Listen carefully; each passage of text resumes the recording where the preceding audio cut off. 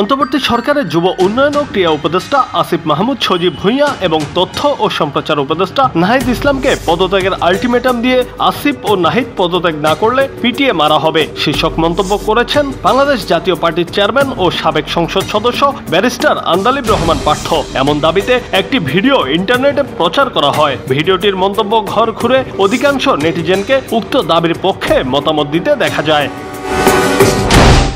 তবে কি সত্যি পার্থ এমন মন্তব্য করেছেন? এ বিষয়ে রিউমার স্ক্যানার টিমের অনুসন্ধানে জানা যায় আন্দালিব রহমান পার্থ আসিফ ও নাহিদ পদত্যাগ না করলে পিটিয়ে মারা হবে শীর্ষক কোনো মন্তব্য করেননি, বরং তার ভিন্ন বক্তব্যের একটি ভিডিও যুক্ত করে আলোচিত দাবিতে প্রচার করা হয়েছে।